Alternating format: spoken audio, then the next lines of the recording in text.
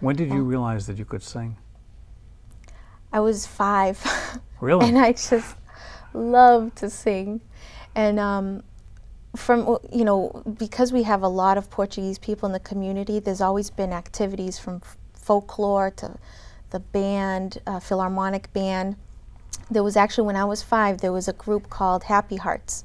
And we just did, it was all Portuguese, young children, and we did musicals, just little segments. It was like a variety show.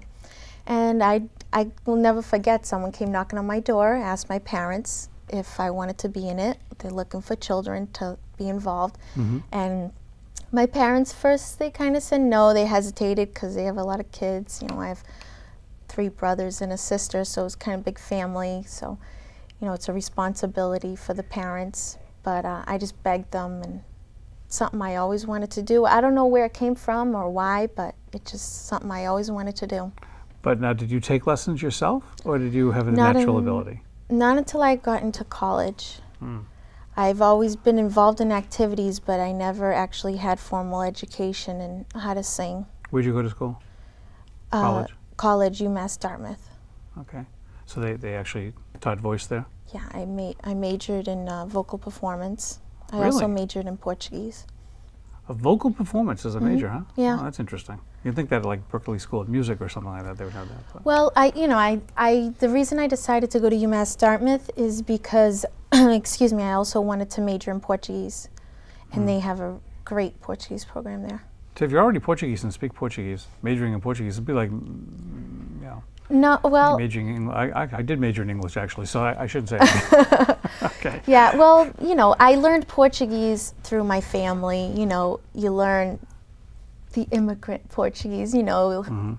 It's not, you don't learn the grammar and everything perfectly, you know. Right. So I wanted to learn that. And I wanted to learn, you know, the history of Portugal and, you know, everything aside from that. And well, I want to wish you a lot of luck in your career. I think you're going to do extremely well. And I want to actually show this over here to folks. This is the CD. And folks, tell folks where they can get it. They can log on to my website, www.michelleromero.com. Also, cdbaby.com. And CD Baby is also affiliated with Best Buy, Walmart. You can also order it from there. I'll tell you, it's a lot of fun. That music gets everybody going. Do you do a lot of ballads, or is it mostly up-tempo stuff? It's that album actually has a variety. It has a few techno stuff, and I do that particular album. I actually do have a lot of ballads on that album. There's like 7 ballads. Really? And one is actually a fado, which is I don't know if you ever heard of fado. It's traditional Portuguese folk. I heard of the music. song Hello Mudda, Hello Fado. But no. Probably not the same thing.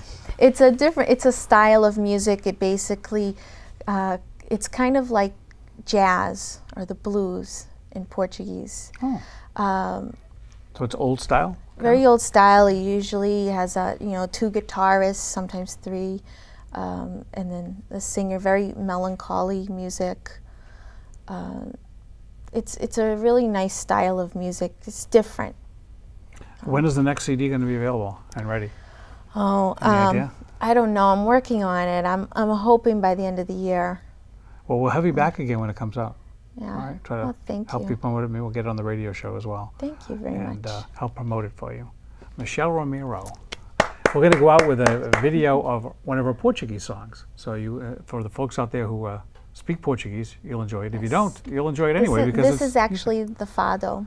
Oh, okay. Well, there you go. The fado, no mama, just fado. Okay.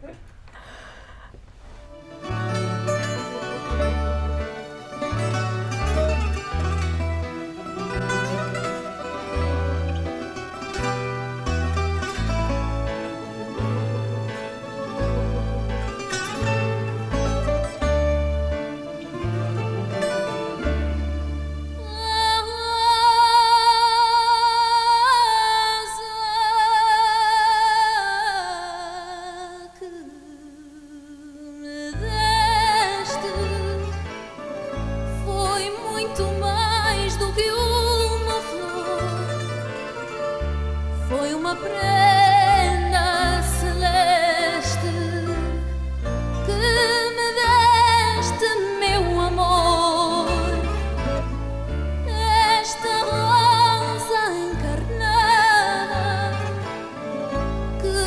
entregar.